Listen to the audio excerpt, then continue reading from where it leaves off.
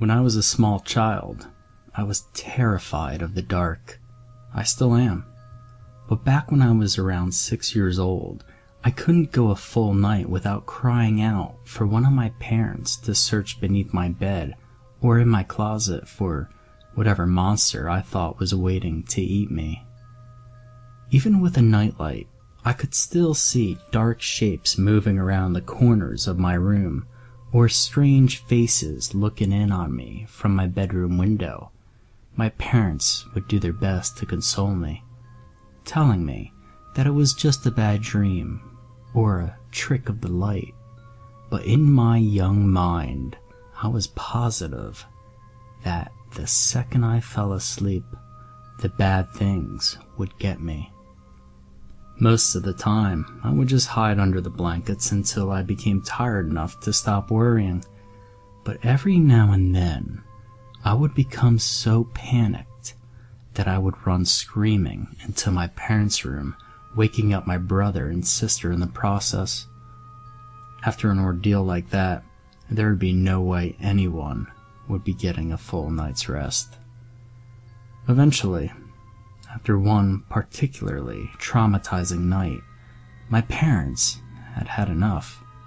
Unfortunately for them, they understood the futility in arguing with the 6-year-old and knew that they would be unable to convince me to rid myself of childish fears through reason and logic. They had to be clever. It was my mother's idea to stitch together my little bedtime friend. She collected a large assortment of random pieces of fabric, and with her sewing machine, created what I would later refer to as Mr. Ickbarr Bigelsteine, or Ick for short. Ick was a sock monster, as my mom called him. He was made to keep me safe while I slept that night by scaring away all the other monsters. He was pretty damn creepy, I had to admit. Honestly, looking back on it all now, I'm still impressed that my mom could think of something so strange and disturbing looking. Ickbarr had the stitched together look of a Frankenstein gremlin with big white button eyes and floppy cat ears.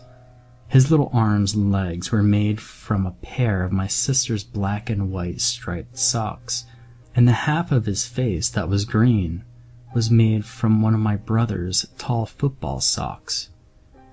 His head could have been described as bulbous, and for his mouth, my mom attached a piece of white fabric and sewed in a zigzag pattern to shape a wide grin of sharp teeth. I loved him at once. From then on, Ick never left my side, so long as it was after dusk, of course. Ick didn't like the sun and would get upset if I tried to bring him to school with me. But that was okay. I only needed him at night to keep away the boogeymen, which was what he was good at.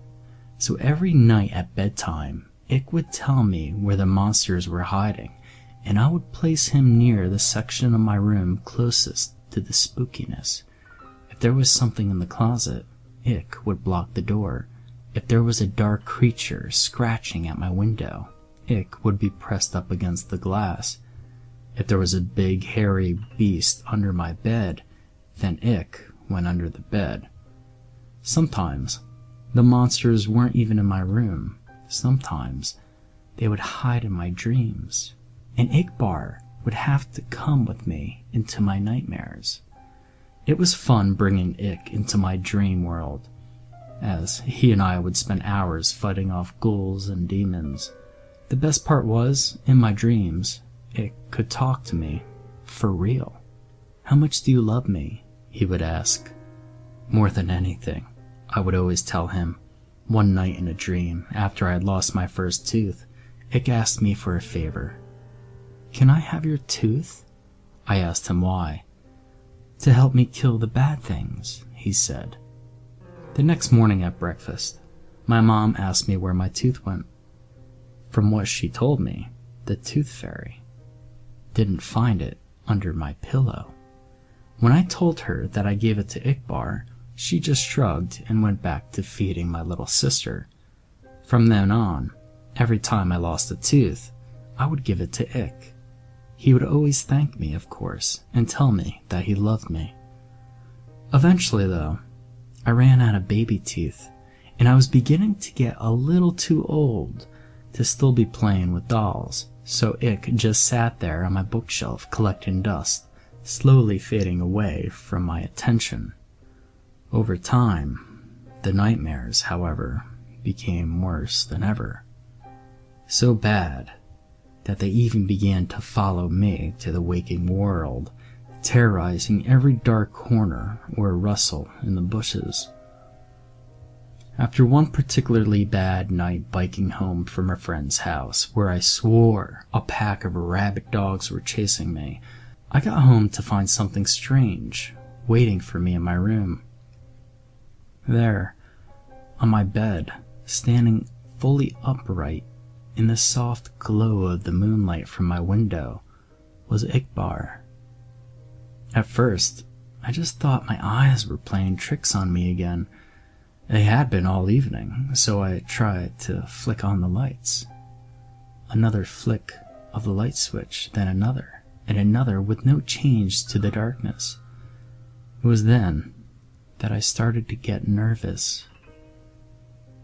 I backed away slowly toward the door behind me, my eyes never leaving the shape of Ick's silhouette, my hand awkwardly outstretched behind, reaching for the doorknob.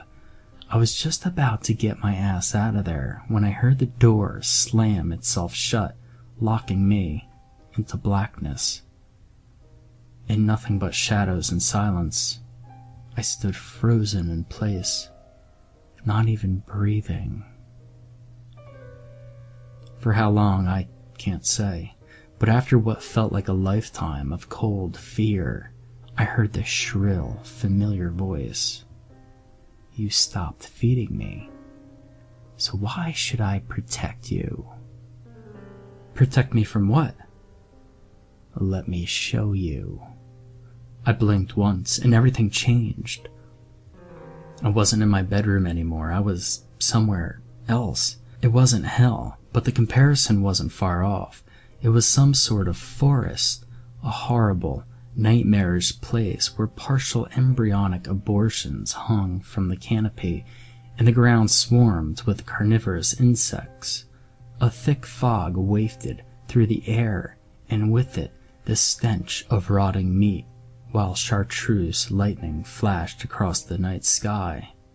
In the distance, I could hear the agonizing screams of something not quite human.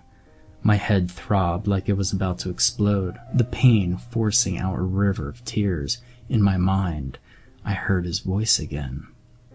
This is what your reality would become without me. I felt earth shaking, footsteps approaching fast. I'm the only one who can stop it. It was behind me now, huge and angry, hot breath across my back. Bring me what I need, and I will. I woke up before I could turn around. The following day, I raided my parents' closet for my brother's baby teeth, giving them all to Ickbarr.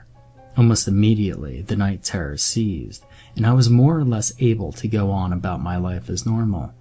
From time to time, I would have to sneak into my little sister's room and snatch what was meant for the tooth fairy, or strangle one of the neighborhood cats and pry out its sharp little incisors.